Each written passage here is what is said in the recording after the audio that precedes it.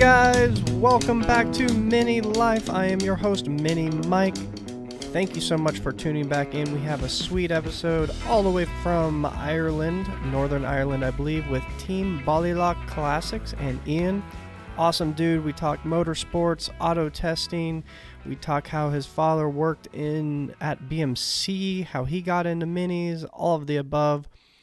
Go give me a follow on Spotify, wherever you get a podcast, Apple, whatever it is.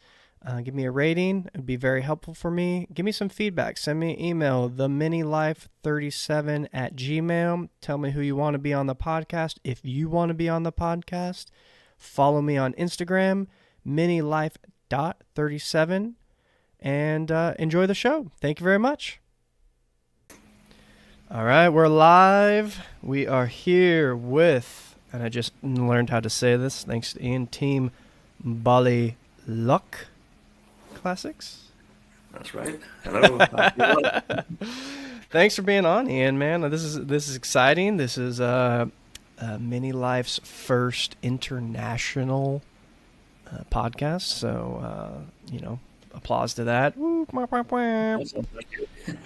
So it's great to be here. Thanks for the invite. Thank you. Absolutely. No, we've kind of been chit-chatting on, I followed you for, a little while now and been watching your kind of progress, but we never really talked, and I've checked out your YouTube and this and that, and I think after the podcast, we just, you maybe answered one of my questions on a story or something like that, and we just kind of chit-chatted, and then I was like, dang, I want to hear this story. We got a lot to dive into that I'm excited about today. Some motorsport stuff, obviously classic mini based, but what time is it over there? It's 5:30? Half five in the evening here, yeah. 5:30 Americans. Just after the time, Americans, that means 5:30. 5:30. I might have to translate. I think I told somebody, I was like, oh yeah, I'm doing something in Ireland. They're like, is there going to be subtitles? But, hopefully not. Yeah, that's what I said. I hope not. Yeah. Yeah. Well, Ian, thank you for coming on. We'll kind of get into what Team Ballylough Classics is and all of that jazz. But I'm very excited for this. So why don't we kick it off? I think this is always my first question. What got you into minis? What is your earliest memories of classic minis? I think you mentioned before in passing that your dad was into them, or classic cars. Yeah. How did this all start? Right, well, classic minis in general, any kind of classic cars going way back to when my dad left school. So he left school in the mid-60s, and his first job was as an apprentice mechanic in a local BMC dealership. So that was in Austin, Morris, MG, so on. So he started off there at 15, and so all kind of went on from there. He got his first mini when he got his driver's license, and so always had minis. And then when he had the garage at home, and I remember my childhood, there was always minis and there was always AMGs, Jaguars and so on, always in our backyard, that he was working on class cars, and he drove them himself, so it kind of just was always been in the blood. Dad did a bit of autocross as well, the mini, we call it autograss over here. And Autograss? Yeah, so autograss, so it's autocross, but all on basically through a field or a quarry. So it's always like dirt and grass. So so it's just always been in the blood. So of course I got my first mini when I was 12. It was 1960 or 1961 Austin 7. So it wasn't even actually technically a mini. It was an Austin 7. We obviously later became the earliest of the Austin minis. It was a non-runner. It was just a car that sat in our drive. Dad handed me a box of tools. There you go, take it apart. That's where it all kind of started from. Wow. Was your dad? I think it's what they say. What was that? So just saying, whenever you just get bitten by the bug and you're never going to get rid of it. So that's for sure. It's in the blood. That's for sure. That we always say that we sometimes we have like a little group chat, and Sometimes we invite a new person and it's just boom, they're like, "What about this? What about?" And they got the bug, man.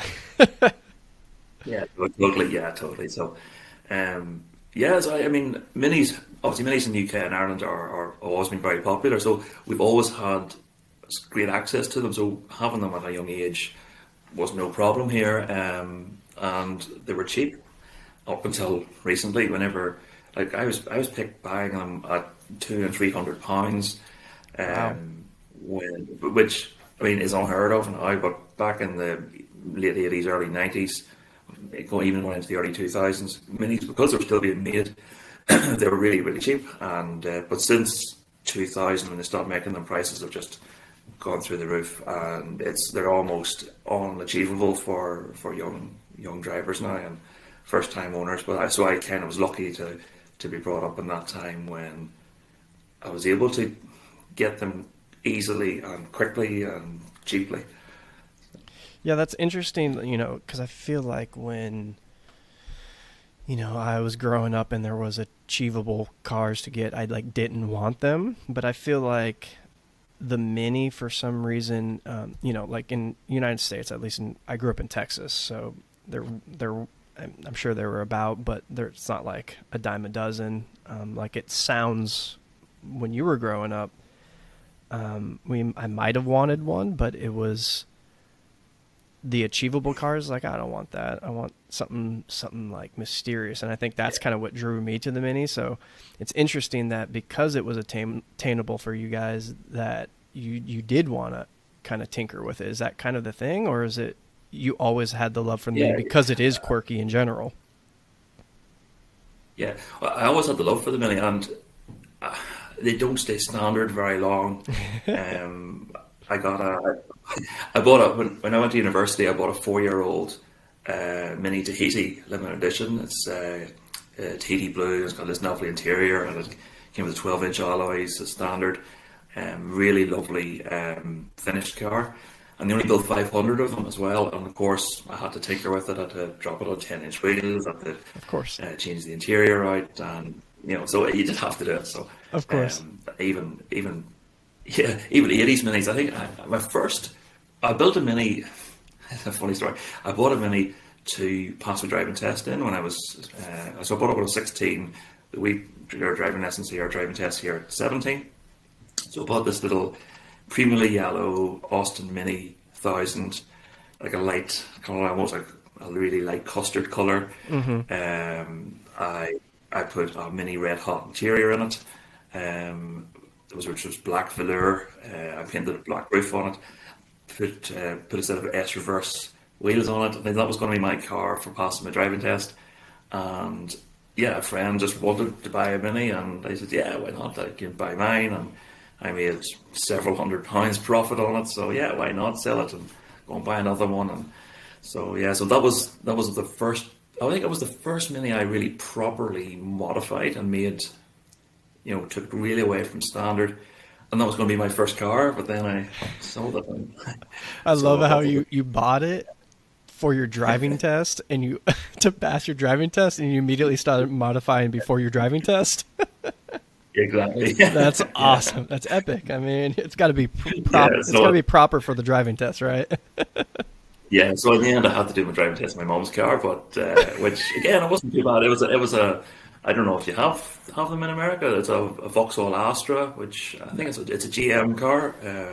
It's Uh-uh. a Euro General Motors car, a small 5-door hatchback type car, and yeah, so it was that was my first on the road experience was in this little Astra, I but don't yeah, think they I made was. Vauxhall here. I could be wrong. They maybe for a short period of time, but I think, like you said, GM they might have had like a similar one in the United States, but I don't think they ever made Vauxhall. I could be wrong though. I don't know. I literally pretty much only know anything Sure. about minis.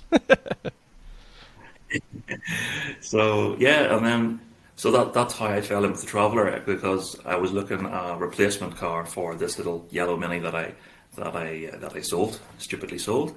But then the Traveller just fell into my lap, to be honest. Your current one? By pure My current one, yeah. So I got it Wow. in.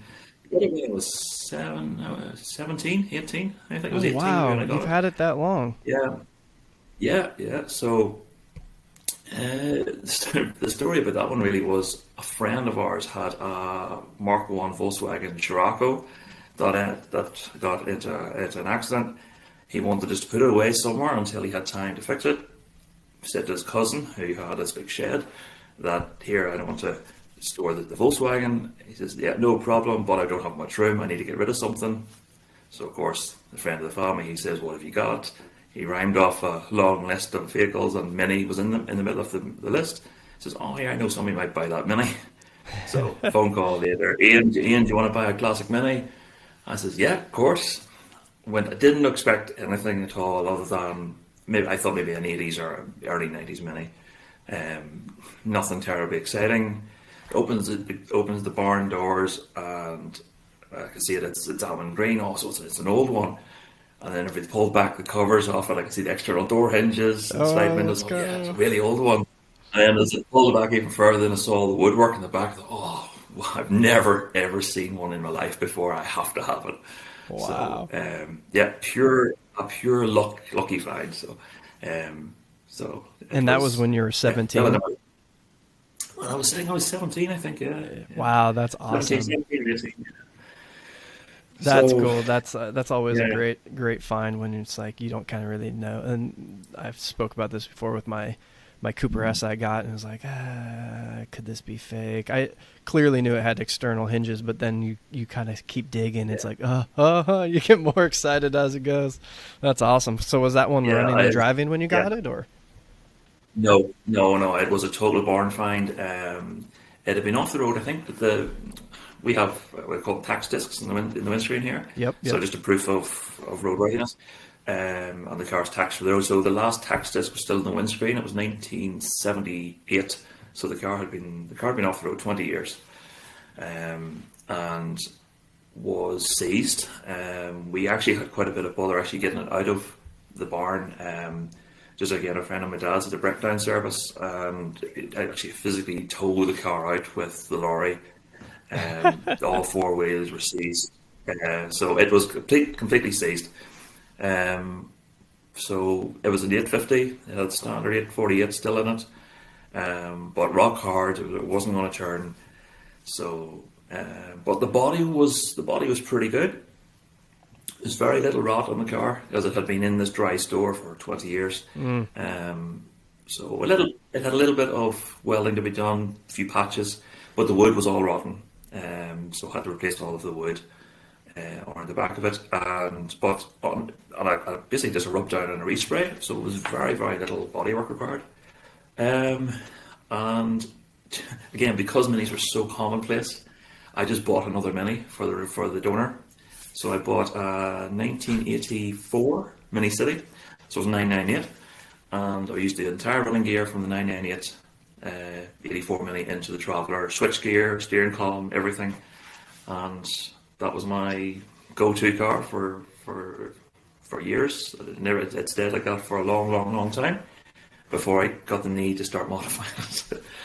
So yeah, so it's slowly evolved to what it is today on what you see on my Instagram. So So it's just been an evolution. you flopped a 998 you said into it Yeah, so it was a 998. Yeah, so it was 998 A plus from the Mini motor, City you said. yeah, yeah. So that gave it the rod change into gear change, the put and stare magic wand Right, right. that it originally. Um, so yeah, I got a much more drivable, daily driver, classic mini. So yeah, and I dailied it for maybe 3 or 4 years. That was my daily car, wind, rain, hail, or snow. So Really? What is it? I can't yes, imagine dailying a Mini. I mean, I live in California, so it's, you know, busy freeways and stuff like that. I drive my car a lot, and I've taken on road trips. But what's it like dailying a Mini in Ireland, like in your parts? Or is it's definitely. Ballylough is Ballylough your like town, or is that just the area, or Yeah, where? it's the area. Yes, the area. So, Okay. yeah, our local town. It's a town called Banbridge, Yep. but it's a small country town. Hmm. Yeah, driving here is fine. It's not. We don't have big traffic. Northern Ireland, geography wise, Northern Ireland is actually part of is British. So it's the northern half of Northern Ireland is a British country. So we follow the UK laws. So compared to what we would call the mainland or England and Scotland, there we don't have anything close to traffic like they have over there. We have Right. just over 1 million people in the whole country, so it's quite sparsely populated in places, Right. Right. except for the major cities. So I mean, traffic is quite small here. Roads maybe wouldn't be the best in places, but they're perfect mini roads. I mean, they're twisty and they're narrow and they're Right. bumpy and they're perfect. The perfect little rally car stages. So, Oh yeah, for sure. I can um, imagine. but That's what like in no, the yeah. if So I it's, drive like it's ideally in a mini. Yeah, I was gonna say if I like drive in 10 minutes behind my house, it just basically turns into country roads, some windy canyons. So it's fun yeah. to kind of get out around there and kind of feel like I'm not in California. Yeah.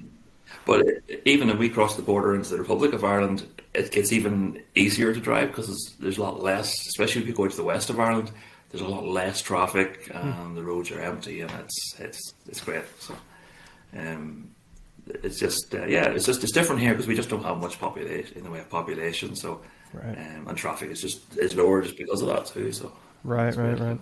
Yeah, I've only been to Ireland once, and I didn't get off the plane because there was a blizzard, so we had to stay, or maybe the airport. I don't recall, but yeah, I didn't get to explore, unfortunately. So, so I didn't really see Well, anything. you're So I'm coming back though. oh, We'll get to that later, I think. you're missing a lot.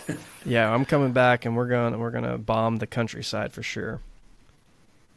Yeah, Let's totally. see here. So, I mean, you've already rattled off, I don't know, 5 minis you've had. Is there, and you've told, a story about how you kind of got your current one, the green Traveler. Any other interesting stories about how you picked up those other ones? I know you kind of said they're a dime a dozen, so I wouldn't imagine that they're super sketchy deals, but are they like at junkyards? Like, There's how does that nothing. kind of work? Is there like an import No, thing between like UK to Ireland? How's that kind of work? no. So the minis bad here are they're UK registered cars. They're not imported. They're domestic cars. Okay. They're, in the Republic of Ireland, there would be they had what's called CKD, completely knocked down. Okay. So they would have been bought. I'm not 100% sure of how it was done, but say they would have bought the cars directly from the UK in kit form, and then they were assembled I think it was assembled in Dublin, I think, Hmm. and then they were sold in maybe into their own different colours and things, and sold as Irish cars. But obviously here in the north, we had the UK spec cars. But yeah, they were just say just a dozen. They were through just for sale ads, classified ads. When it was still just a newspaper type classifieds ads Right. Right. with a tiny little black and white photograph and a phone number. And then obviously then later when the internet came into to being, and yeah, there's nothing really sketchy about most of the minis or any of the minis I bought. Um, but my Raleigh Mini, if you follow me on Instagram, you obviously see my Raleigh Mini, so which is this one here behind me on the photograph there. Yeah. Yeah. Yeah. So I actually bought that car for no other reason than I already had the Traveller and I had my Mini Tahiti as my daily, so the Tahiti became my daily driver. I was offered the beige Mini and it just was too good a deal to miss, and I just thought I have to buy it. So I ended up with 3 minis and I didn't really know what to do with it. And I thought, well, I'll daily it because it was a 17,000 mile car from new. Had been an accident and repairable car, so it had an insurance claim on it and had been repaired. I think it was a wing and a front panel got damaged. Rear end, I think she rear ended the car in front of her or something like this. And yeah, it was repaired. I bought it off the guy who fixed the car, and it was perfectly running sounding car again. He repainted it the same colour, and it just was too good of an opportunity to miss. It was too nice a car to pass off. So yeah, so I bought it, and that became my daily driver until it Naturally. started until it naturally started to show its age. I thought, right, I want to repaint the car, and so start repainting the car. I'll paint the roof. So I painted the roof green, British Racing green, just because I thought maybe it was kind of like your grandfather's spec car. It was beige with a brown interior. Yeah, yeah. It was all grey bumper. It wasn't for early 20 something guy. It wasn't cool. So I decided to pimp it a little bit. Dropped on the 10-inch wheels, on the Cooper S discs, changed all the grey bumpers to chrome, and did all the bright work. But then I never intended to make it a rally car. It was more just I decided, I'll put a back cage in it. And I put the back cage in. I ripped the headcloth when I was putting the cage in. So, okay, headcloth comes down, and it just evolved. So, the headcloth's down. I'll put the full cage in it. I'll put some bucket seats in it. I'll put rally harnesses in it, and it just evolved into a rally car. And then I decided to take up auto testing, and auto tested the Rally Mini, and do some retrospective club events and things with it. And like everything I seem to end up with minis, it just evolves into something else. I never intend to do that, but that's just the way it became. Let's Yeah, backtrack really quick, and then I want to get into the auto testing and explain to a lot of people because I didn't know what it was called until I spoke to you. So I kind of did a little dive, and I was watching your videos and other videos on YouTube's, but the YouTubes. I want to jump back a little bit. You mentioned your father. I think you said he was an apprentice at the BMC, or did he work there for a yeah, long period of time? yeah. He worked there over 20 years. So he started off as an apprentice mechanic, and he worked his way through the garage. I'm not actually sure if he ever became foreman or anything, but he worked his way through, and he was one of their senior mechanics. He would have gone on all of the courses that they had for whatever type of car they were bringing out. And then he eventually became Jaguar specialist with them, so he was working on Jaguar XJSs and XJ6s and Daimler Sovereigns and E-types and things like that. So, but in between times, he also worked at home, and in his own home garage for class. So he had a very regular client he bought and sold TR7s and MG midgets and MGBs. So we would have always had quite a few of them in our yard as well. So this guy would have bought a TR7, brought it to dad. Dad would have done whatever he needed to do to make the car go through its MOT, which was how do you call it? It's like a roadworthiness test Right, that we right. have over here. And this guy would then sell the cars on. Usually, I think over to England. I think he sold most of them. So we had this constant run of BMC cars, British Leyland cars, going through our garage. So yeah, Dad was a mechanic for 20 something years, 20, maybe 30 years. And Is that then he began working in the MOT centres, which was the roadworthiness testing okay? centres as an example. And so and it always worked at cars. It was back, and then it became a hobby. And it kind of rubbed off on you, and that's where you got Yeah. into tinkering and modifying. Was your dad into modifying, or just kind of general Oh yeah. maintenance, or he was into getting, Oh or yeah. Yeah. was it just a job for him? He wanted to. Oh, he liked Dad likes his speed. Dad likes his modifying as well. Like he originally bought. I think from the stories told me he had I think it was a '66 or '67 Mini Morris Mini 850, and he tuned it to the David Vizard tuning book. Of course. So he had, I think, yeah, so MG 1100 head and the twin inch and quarter carbs. They had the cam out of this and had the crank out of that, and that my dad did list off everything he did to this car. But it still had the big magic wand, pudding stirrer, Yeah. gear shifter in it, the big sloppy, we'll find second gear somewhere type thing. But he says the way it was tuned, he could take a 1275 Cooper S off the line, and Wow. it could hold his gear longer. So they were changing into second, and he was still in first. Wow. But once he got to about 45 miles an hour, then the Cooper S passed Yeah, him. he passed So, him. but That was probably the then, first edition Vizard book too back then. yeah, more than likely. And he painted it a Chrysler color. He painted Chrysler turquoise. And I think he made his own wheel arches, his own fender flares. Wow. Um, I think he maybe took motorcycle ones and cut them, the alloy ones, cut them Oh, down the cool. center and Interesting. bonded them onto the car.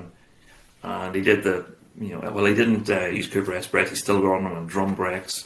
But actually, this is an interesting story.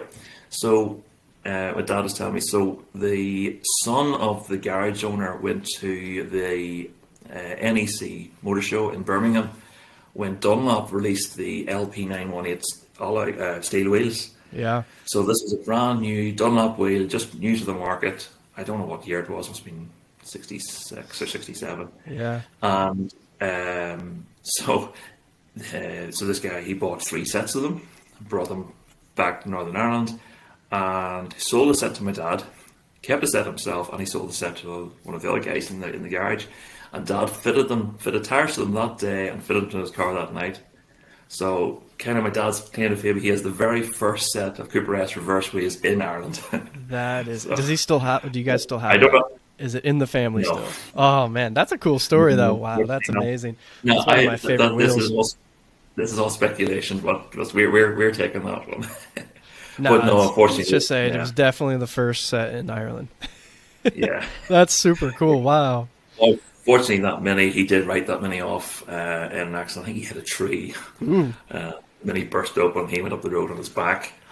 But that car was toast. So Wow. Wow. yeah, I'd love to build a replica someday. So Dad still has it all up here, exactly what his car looked like, and I would love to build a replica one day, but That'd be fun. we'll see. That'd be a lot of fun. Very cool. Yeah. Well, so let's kind of get into. So your dad had it in his blood, passed it on to you. The need for speed, if you will. Let's talk about what got you into motorsport. I know you said you started autocrossing or autograssing, perhaps. Is that what it would be called? Yeah, yeah. I think I've seen Auto that. testing. Yeah, auto testing. Yeah, and I think I've seen like what you're talking about in as terms of autocross. It's like in a field more so than Yeah, like yeah, here in the United yeah. States. It's typically in a parking lot. And if we're in a field, it's like rally. um, Yeah. so what came first? It came the autocrossing, or Well, first of all, it was marshalling. First of all, because the local mini club that I was a member of, which is Minis in Northern Ireland, which MINI is Minis in Northern Ireland. We were a UK Motorsport Association affiliated club, so they would host a rally themselves, which was just a road rally. It was an open road navigation rally. So they would do that, and I would marshal for it or do a bit of timekeeping. But they would marshal the bigger rallies as well, the Circuit of Ireland rally or the Ulster rally, and things like which were proper, what do you call them, rally races, I think, or rally racing, I think is that what you call it? yeah, But we would so we would have marshalled those. And so I think the love of motorsport kind of was always there. And with Dad having doing the auto grass back in the 70s, and I'd seen all the photographs of his autographs mini and things. It was some really cool photos, and I thought I'd love to do that myself. But I never really got, maybe we didn't have the confidence to actually sit down and actually in the driver's seat and do it myself. But I loved marshalling, and but then the club then started to marshal auto tests. So I'm watching the auto tests, and I thought, oh yeah, this is really cool. I like this. This is great. And then after the event was over, the marshals were allowed, unofficially were allowed, to go around the test around the track themselves in their own cars. So granted, we were a mini club, we only had minis. Obviously, we were going to handbrake turns and things around these cones and things, and I thought, I like this. I'm gonna try this. So after every event, I would have a go myself and use the clock myself and to see how quick I was compared to the ones we were actually competing. And I would do that. I did this for a couple of years and said, right, Before you I'm get going to do too that. further, let's backtrack and explain what auto testing is because I didn't know what it is. Yeah. I don't think So we have it in America, but I think people, once you explain it, have probably seen it on social media because if you follow minis, you've probably seen a clip like on Instagram or something of it. And you said, "Hey, that's auto testing." I was like, "This is awesome. How do I do this?" yeah, it's really simple. I think you might have something similar. I think you call it Gymkhana. Be Okay. similar. Okay. Yeah. Yeah. Yeah. Um, I, it's similar, I think. Yeah, but essentially, it's a course which is set up with cones set around the course, and there's forward maneuvers and reverse maneuvers, and so you have to go through the course in a certain direction. So you may have to go through between two cones forwards. You might have to go through them in reverse. There may be a cone you have to do a full 360 around. Um, Both 360 using a handbrake turn or doing a reverse nose throw around the cone. But you have to do it in a very certain order. It's against the clock, so it's just you and the car, nobody else on the track. If you clip a cone, it's a 5 second penalty. If you go over a line in the wrong direction or go over a line too far, it's a 5 second penalty. Or if you fail to do the test correctly at all, it's a big X. You failed the test and you get a zero. And it's whoever goes around the course in the quickest time wins that test. And you do, generally speaking, you'll have maybe, well, we call them tests, so maybe 3 or 4 tracks set up, or tests as we call them, and you may get 3 or 4 attempts at each one, and it's an accumulative time. So whoever gets the smallest accumulative time wins the event. So it's Yeah, it sounds it's just kind of it's a like Gymkhana, although I've never really seen Gymkhana events in the United States. I assume they had them. And then, obviously everyone knows Ken Block kind of made that Gymkhana yeah. very popular, rest in peace, Ken Block. But, I think that's really what popularized it. So it kind of seems like when watching it on your YouTube and other avenues, it did seem very similar to kind of autocross in the sense that there's cones and it's Yeah. timed and there's you get 3 attempts or whatever it is, but it's wild.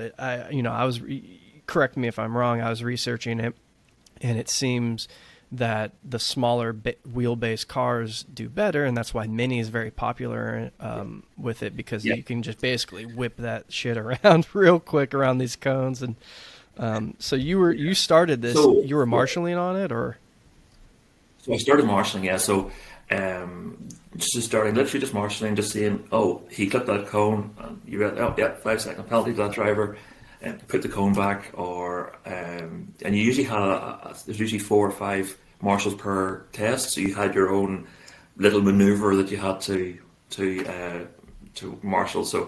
Um, so it's every area is known as a maneuver. So whether that particular set of cones is a reverse through it, or a drive through it, or you have to do a handbrake turn around it, or a nose throw around it. And yes, you go in this direction, not this direction. And so I'm focused on this one bit. I don't worry about what's going on around there. It's just this bit.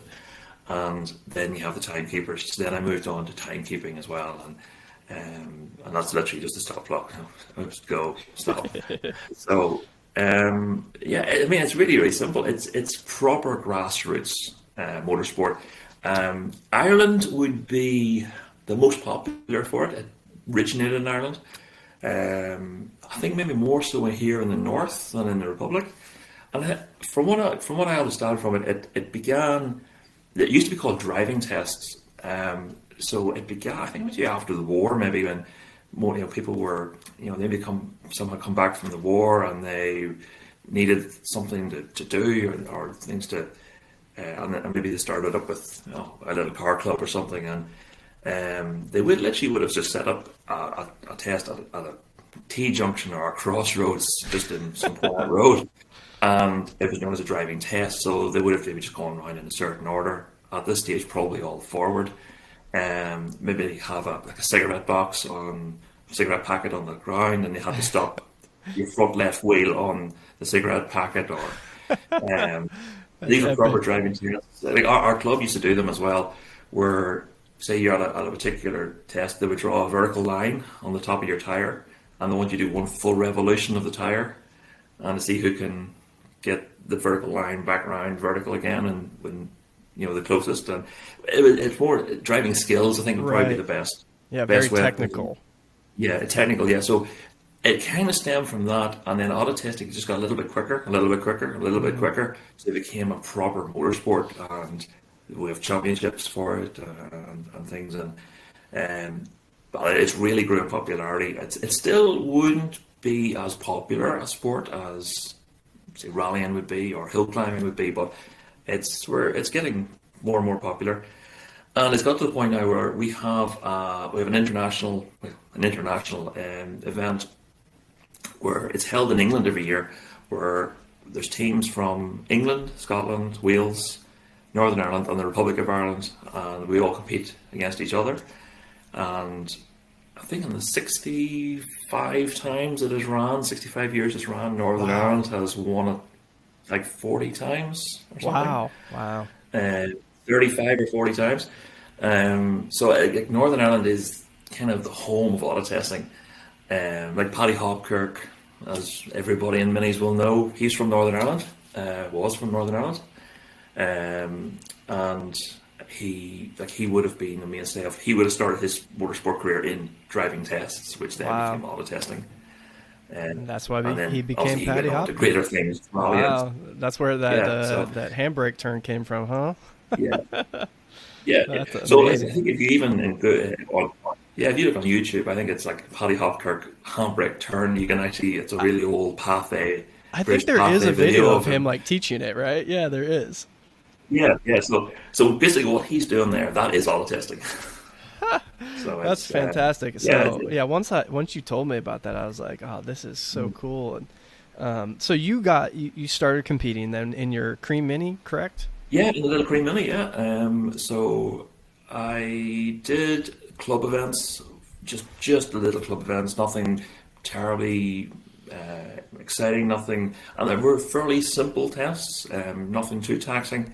And then I decided, I'm gonna have a go at the championship. I thought I'm liking this. I'm getting the feel of the car, and I mean it. If I watch back my old videos, I was terrible at them, and you can really see, especially when you're doing a change of maneuver. So when you're going from forward, you handbrake turn in the car, and then if you do a section in reverse, excuse me, you can watch my videos back. It was handbrake turn, car was dead stopped, get into reverse, and then reverse, and you kind of can watch. I find it interesting to watch my old videos back, and you can see learning your more and more your car skills and being able to do that seamless from forward into reverse maneuver without crunching the gears, and it Yeah, I gives you can't some really imagine. it gives great car control, and I enjoy doing that. So I thought, I'm good enough. I can do the championship. So yeah, so I did the 2017 championship, Northern Ireland Championship. And thought, yeah, I was sitting on my first sign on my first event, and they hand you the test, and I thought, oh, I have no idea where I'm going. It was just a whole other level, and it's wow, I'm out of my comfort zone here. And is there a And navigator in the car? I think I saw. no, no, I swear I well, saw. yes, there depends on the event. Okay. There's a class called production class, so that would be where you have a passenger, Okay. and Okay. I so was gonna say it's I a thought I certain saw that. class. Yeah, there's a particular class which is it's called production class. Okay. Um, but no, for me I was on my own. I was in the road going class, my mini, and yeah, it was a whole other level and of technical testing, and but yeah, I found the mini was a good car for it. I was up against in my class I was up against much faster cars, but not as nimble. And even though I only was 1,000 cc as well, I was still be able to put in really good times. And I find as well on the wet events, which in Ireland it's wet on most of our events. Um, I find I was able to get the power down because only a little thousand. I wasn't spinning the wheels, but these guys with their 1293s and their 1380s were just spinning up their tires and going nowhere, and I was pulling away. But on the dry events, oh, I was behind them. But it was fun. No, it was fun. I'm happy where I came. I came third in class. Wow. I came 12th overall. It was a great year. Really enjoyed that. But unfortunately, life has dealt a few cards. Where since then I was married, moved house, COVID hit, had a son. So kind of all that just kind of got set on the back burner for a little while. But yeah, I'll be Understandable. back. Understandable. Yeah, Well, yeah, that's I'll be back. yeah, of course. It's things are kind of picking up now, at least here in the United States, Yeah, and so yeah. hopefully So. your child's getting a little bit older, less work. Take him along with you as a co-pilot or something like that. I'll give him It, the wheel brace, and he can change the wheels for me, and he can there you fill go. the petrol. So Yeah, I'm that's the interested plan. about the modifications that are needed because the one that most people have probably seen is that guy whipping around. It's like a cut down mini, and Yeah, you were yeah, saying that sometimes it only has a first and a reverse. Um, yeah. yeah, let's get into that. That's So super interesting. yeah, so now that is a class I would love to get into that class. So like I said, I was in the road going class. I had a full car, all metal, and I had a roll cage because I did retrospective rallying in the car as well, navigation rallies. So I had a big, stiff, heavy car compared to these guys, and they're known as specials. So it's basically just a mini cut down with a roll hoop on it. The rear subframes tend to be welded into the shell. They might have a brace across, a strut brace between them, welded in, so really, really rigid at the back. Um, Are they they fiberglass? They tend to look run. like they're fiberglass. Well, no, they're actually all steel, and it's all mini still there. Apart from the bulkhead back is all the mini Yeah, floor is still there. The front mini bulkhead is still there. The windscreen surround that's all still there. The back is the little curved back. yeah. That's still steel. It's got a steel cage. Oh, The front end, the bonnet and the wings, they'll be fiberglass or carbon fiber. A lot of them are using now okay. as well. But the big modifications is under the bonnet. Most of them, if they're still running an A series, they're running 1380s, 1430s. Wow. For the most part, they tend to run them on maybe 13-inch wheels, sometimes 14-inch wheels off Yeah, I noticed Morris. that.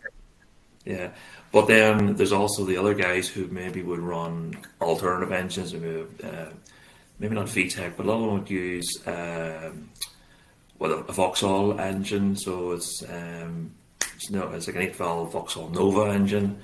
Again, it's just a small German hatchback. Some of them maybe would use Nissan Micra, like was it the K11 Nissan Micra running gear. That's Nissan for There's you one guy I do Americans. know, Nissan, yeah. And there's one guy in the championship this year, and I think he's running a Toyota Yaris running gear as well. So that's a T Sport Toyota as well. So and they're all running 14-inch wheels, running big brakes What's the point of that? Because on it the back. seems like they do the big wheels up front, and then sometimes they do a 10-inch wheel out back. Is that just for They the? still use yeah, they still use the 10-inch wheel. Yeah, still use the 10-inch wheel at the back, maybe with 45 pounds of pressure, so the car flicks around really easily. They're literally just round on a spinning top. Using the big wheels, obviously, to get the power down. Okay, And I think okay, that makes most of them are sense. running with yeah, most of them running with electric power steering as well. So really light Mm, steering. Like, again, you get twist, and usually you use a little knob. Usually maybe for disabled drivers or truckers, and I would use the little knob and steering wheel, right, so you right. can get a good look around. They're fun. I'd love to build one. I'd love to build one. Yeah, So those just look insane. So, what do they do? They just build a custom gearbox that has a first and reverse. Is it like a sequential type of thing, or is it? yeah, yeah. Yeah, that's No, it's still usually Yeah, still using straight cut gear, so maybe straight cut first, and obviously the reverse is straight cut anyway. They just take the center gears out and they just have a shaft between them, Hmm. first to reverse. Uh, Yeah, and a lot of them take the gate away as well, so there's no gate into reverse yeah, I as was well. just gonna So say it's no for like lifting of you the. running Yeah, your cream one, like you would have to make sure you're in yeah, reverse. lift Like and that's pull. yeah, Yeah, that's so that takes a little yeah. bit No, longer. no, yeah, there was times I pulled the second gear and then stall, and yeah, yeah, you get used to it. It's just something you got used to. Right. Especially when you're under pressure, Oh that yeah. you say, I'm not going to get competitive. I say, I'm never going to get competitive. But whenever you're seeing the other guy's times, like, oh, here he's zero point 0.1 of a second quicker than me, I have to beat him. So Yeah. yeah, when the red mist comes down, yeah, you can easily miss a gear. Yeah, I can only imagine. Yeah, that would be interesting. Like, I'm, I never say I'm competitive, but for something like that, there's such a huge learning curve, and I know that, if I'm missing a gear, it's like I know I can do better than that. Not necessarily that I want to beat the other guy, but I want to continue to get better, which in turns will probably beat the other guy. You know what I mean? So, Well, oh, see, that was it. interesting. Yeah, I went into auto testing for no other reason than I just wanted to have a go. I never intend, so as I said, everything in my mini life just evolved, like I said. So I never intended to do championship. I never intended to do it competitively at all. I just wanted to be that little bit better. I wanted to be a little bit better. I want to be a little bit quicker. And then all of a sudden, I want to beat that guy. And it just snowballed. Of course, So naturally. yeah, yeah, you can, and it is relatively cheap motorsport. I say relatively. It's as expensive as you want it to be. Yeah. Depends if There you're is, hacking up your mini into the special, right? yeah. I mean, like we don't use any safety equipment. We don't have helmets. We don't have race overalls.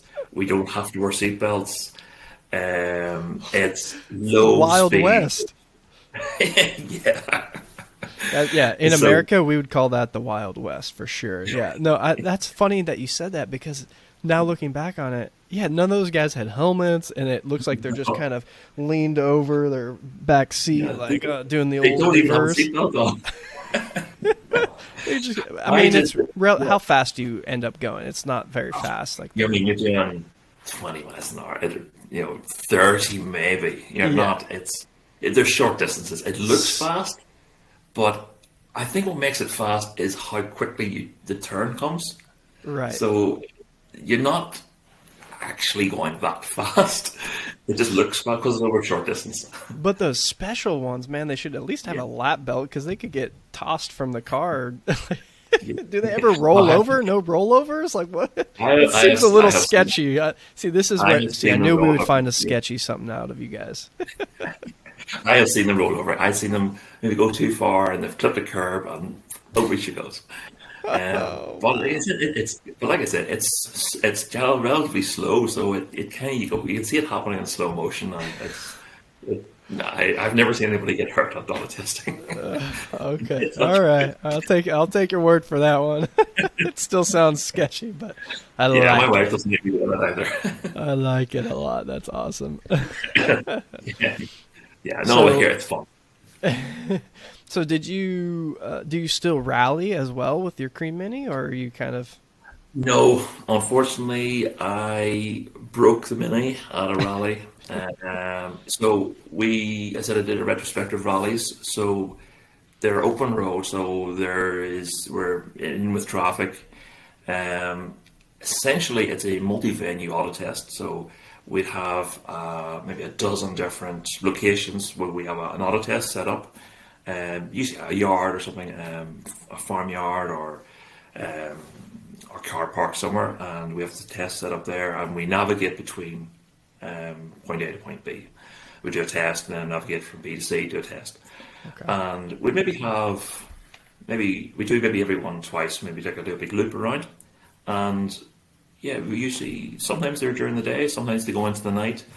The night ones are fun. You get the spotlights in the car, and you start off maybe dusks, and by the time you're finishing, it's pitch black. It's there all day. It can be a lot of fun. For those, we have Navigator. So it used to be my dad normally would have navigated for me. So he would have been on the notes, and he would have helped me around the test. If sometimes we weren't allowed to walk the test beforehand, depending on where it was, and he has the test diagram in front of him, and yeah, they were a lot of fun as well. But unfortunately, the last event I did, thankfully, it happened on the last stage, last test. And yeah, the gears decided they didn't want to stay inside the differential. They put a hole through the side of the diff, about, I was going to say size of 50p, but for you it'll be what, size of a quarter out the side of the differential. Oil gone. But I didn't know. I got myself, I seen the red mist had come over. I didn't know that I broke the car, and I was still driving, and everybody was shouting, you know, waving me down. But I thought there was somebody on the test that they were telling me to get out of the way, and I just kept driving, and I got to the finish line, and they came to the window, and right off the window, I wound the window down. He says, "Ian, you've oil everywhere," and the car off, and of course, then I look at the oil pressure. Oil pressure is zero. Oh And, no! oh no! So yeah. Wow. That's the one and only time I ever had to have the car trailered home. I drove to the event, I did the event, and I drove home. Well, that time I drove to the event, I did it, and it was trailered home. So, And that was the last rally you that was did. I rebuilt the car, rebuilt the engine, and I put a different differential. And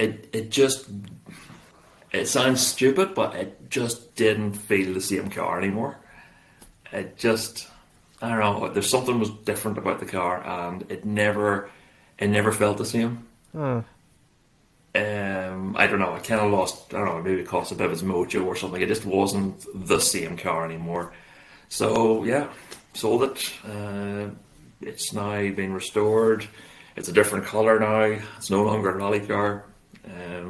So yeah, I've seen it once, and I don't like seeing my old cars again. Oh, But dun, dun, dun. yeah. At least So, they're still local. it's still local, yeah, yeah. It's just in the next town. I just say it's green now. It's the opposite way around. It's green with a white roof. Okay, nice. But yeah, it's as I said, it just wasn't the same car. I lost.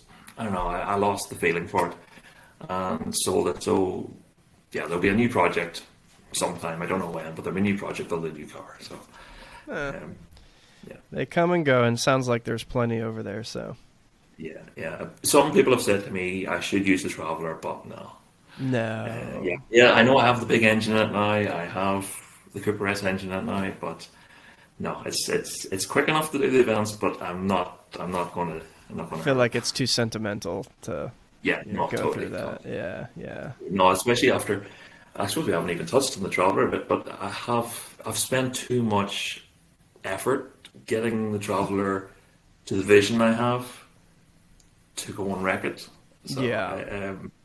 I have had this vision for what I wanted the Traveller to look like, and it's there. Yeah, And I love your Traveler. It's you, amazing. yeah, for using it in auto testing, and would be great to use it. It's got the power, everything's there, but I just couldn't do it. I just can't do it. I wouldn't either. It's too clean. I mean, I drive it, but I wouldn't thrash it that hard. That's Yeah, that's a little something. yeah, yeah. I've put the big engine into it. It doesn't get used to its potential. It's there, the power's there when I need it, but I don't hoon it. It does get a bit of a we call it a B road bash, and Exactly. we would take it. Yeah, I would take it for a good run.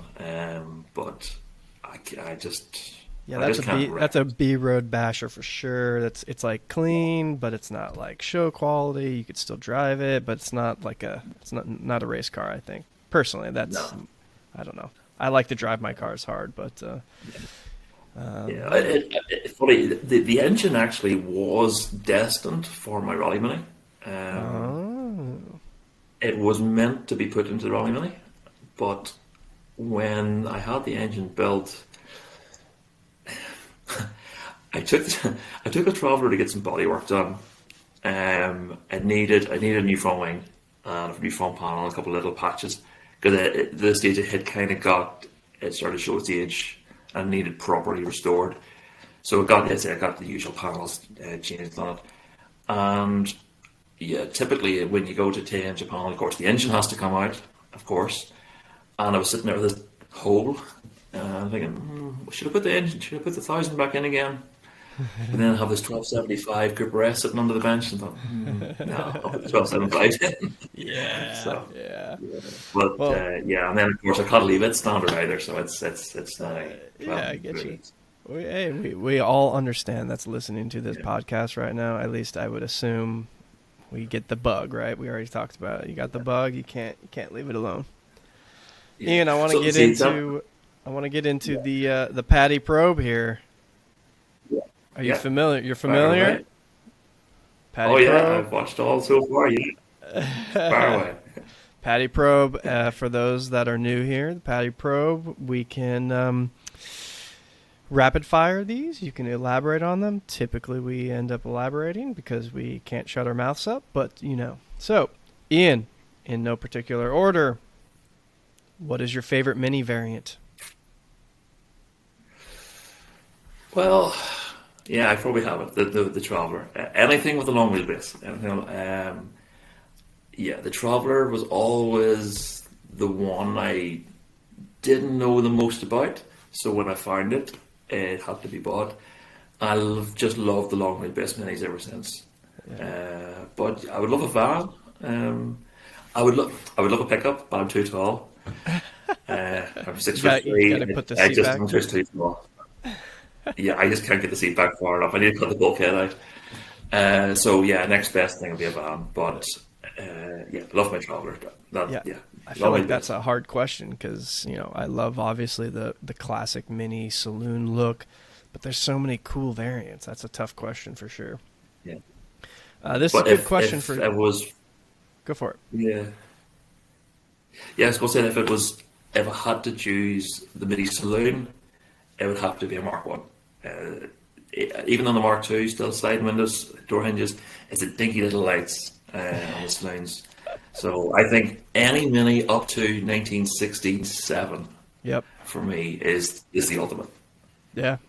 Good choice. Good choice. This is a good question for you. How many minis do you have you owned, and how many do you currently own?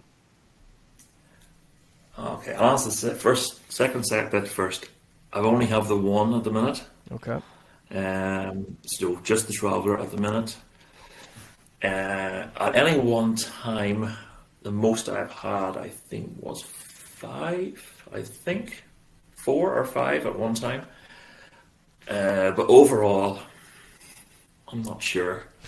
20 something. Wow. I was gonna say you probably named 10. So. Uh, I think it must be nearly 20 minis. Wow. I think. I don't actually 100% know. Nice. A lot. That's A lot. that's your homework. You gotta go and figure out and Yeah. see if you can post a picture of every one on Instagram later. Oh, unfortunately, I don't have photos of them all, but I do have the list somewhere. It's on my phone. I think it's in the high teens anyway. Yeah. All right. Let's see here. Since you have a Traveler, what's the weirdest or biggest thing you've ever hauled in it? Um, Nothing terribly weird. I have used it for a dump run a few times. So I had the seats folded down and it's stuffed full of rubbish for the dump. Um, yeah, I've gone to the hardware places with it. With B&Q, it's called here. I think it's the same as Home Depot for use. Okay. Just getting stuff for the house and things like that. Yeah, nothing terribly weird. Especially over COVID, it was my essential travel car. So if I had to go to get essential supplies, I took a Traveller. So yeah, Perfect. nothing terribly exciting. Good idea. I love it. Yeah. What's your favorite mini modification? Either present that you currently have done or something that you plan on doing. That's a good question. I think, well, going with the CAD gear shifter. So I went with the CAD internal gear linkage. I love it. It was not an easy modification to get totally set up. and so that you could select all the gears. But once it's in, I love it. And it rises the gear selector a little higher, and it puts it in a nicer position. Um, Either that or 10-inch wheel conversion. Any Mini I've ever had has always been on 10-inch wheels at some point. So I can't. I said I can't keep any mini standard. So if it wasn't already 10-inch wheels, I converted it to 10-inch. The tens So just the look so Cooper S good. brake conversion. Yeah, they just look so Yeah. good. That was on the list here, 10, 12, or 13, and I think I knew your answer already. 12, Yeah. 10s just look perfect on the Mini. It's 10. just they're perfect. No. So what's your favorite Yeah. 10-inch wheel? My favorite, definitely the rose petal, the Cooper Car Company rose petal. That is on the list. That I do want to get a set of rose petals for the Traveller. I have I've got quite a selection of wheels for the Traveller. I do swap them up from time to time. If you've probably seen on my Instagram, there's Yep. very few pictures of the Traveller with the same set of wheels on twice. I do have a lovely set of BWA 4-spoke magnesium alloys. They're very rare. I've never seen another Mini in this country with them fitted. I think they're Italian. I think they're magnesium and really light. I have had them on the Traveller a lot. I do like them. I've got Cosmic Mark IIs, which I used to love them, but I think they're getting too common now. So yeah, if I'm not running alloys, it's the reverse S. I do. I don't really have a favorite. It's hard to tell. It's hard to pick a favorite. It is That's hard why to it's pick a on the favorite. Paddy Probe, because it's a tough question. Because I also have a set of 3.5-inch Cooper S wheels as well, Yeah. original 3.5-inch Cooper S wheels, which I think are a really cool wheel, but they're just so narrow. I don't think I'll ever use them again. Right. But they're there on the shelf in case. But I do want to get rose petals.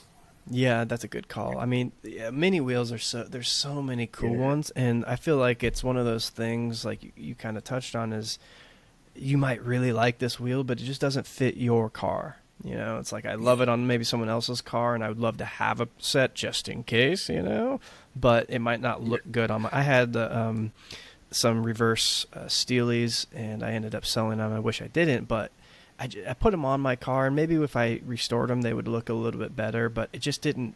It wasn't my car anymore. And my car needs to be on gold Mambas. Yeah, that wasn't the Rally Mini. I ran it almost all the time with the Cosmics. Generally, always kept them black as well, and they really suited the car. I think it must have been they suited the color of the car. Yeah. I do have a set of 12. I have a set of 1275 GT steels, the raw styles from the Clubman 1275 GT, and they only suit, I think, a Clubman. I did have them on the Traveller for a short time, and they just weren't right. But I love the wheel. I've had a Clubman, perfect, but on anything else I've had, it doesn't look right. I agree. Yeah. I think maybe it's Gotta the wrong find that era for perfect the car. one. So yeah. So I'm just hoping, fingers crossed, when I put rose petals on the Traveller, they work.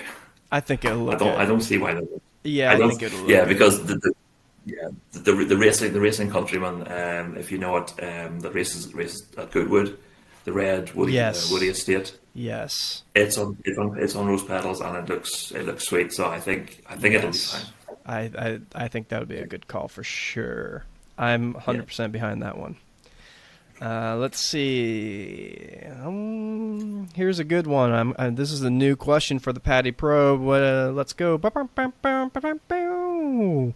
If you could have a beer, if you don't drink beer, a coffee with one or perhaps tea in your parts, I'm not sure. Just for everybody here, beer, coffee, tea, whatever your drink of choice is. If you could have a drink with one mini celeb, who would it be?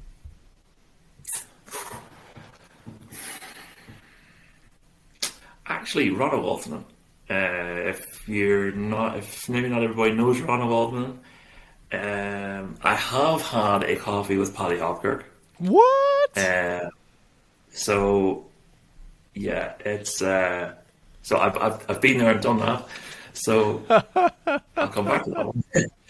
But Ronald Walton, and so obviously Ronald was another works driver from the 60s. I have met him on a couple of occasions. I've had a good chat with him. I think he would have a lot of stories to tell over a cup of coffee. Wow, that's Yeah, super cool.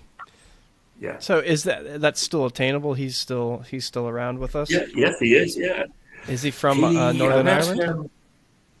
No, Ronald is from Norway, Finland. Sorry, he's from Finland. Ah, Yeah, gotcha. he's one of the flying Finns of the There you go. 60s. Oh, gotcha, gotcha, Yeah, gotcha. Okay, yeah. okay. Wow, very So cool. yeah, I think he was known as the racing professor. I think they call him because he was very strategic in the way he did his rallies. Right, right. So he wasn't the fastest. He was the most. He was the biggest strategist. If that's the right word Yeah, yeah, yeah. for winning. So yeah. Well, So awesome. yeah, when I met him, he was at an event we had over here called Join the Legends, which the local car club Money's Northern Ireland arranged. Uh-huh. So we had a mini only rally, Targa rally, and we actually went around some areas of where the Game of Thrones was filmed and things. So kind of a Very Game of cool. Thrones country. And we called it. It was called Join the Legends. So we had Paddy Hopkirk, Ronald Alton, and oh, who were the other ones? I've forgotten who the other ones were. And yeah, so I met him at a local mini dealership, and we had a great chat. He was full of stories, so he would be. I would love to have a coffee with Ronald Wilson. Yeah, That'd be awesome. That sounds for cool. I sure. love it. For sure. Yeah. Ian, I appreciate you being on here. We didn't get to touch too much on your YouTube channel, but tell everybody where to find you, and Yeah. if you have anything else cooking coming up. I know that you got a Metro project. I think you're working on. Yeah. Is it a Metro, Metro, yeah. right? Yeah. Yeah, that's right. Metro. So yeah, YouTube is Team Ballylough Classics. Um, there's quite a selection of stuff on there. It started off as just somewhere to store my auto testing videos. Then there's how me modifying my Traveller from not totally standard to Cooper S. Yeah, there's show reviews on it. There's walkarounds of viewers drives cars. Yeah, some interesting stuff on there. Plus, they have the budget metro project, which my dad and I are currently working on. Just literally this morning, just filming episode 3 for that. So yeah, it's an interesting one. So yeah, there's YouTube. So make sure you like and subscribe, all that, and or else on my Instagram. Yeah, I keep more. Maybe more busy on Instagram, which is again Team Ballylough Classics. Perfect. And I'll throw everything in the show And notes too, for us Americans not knowing how to spell Ballylock.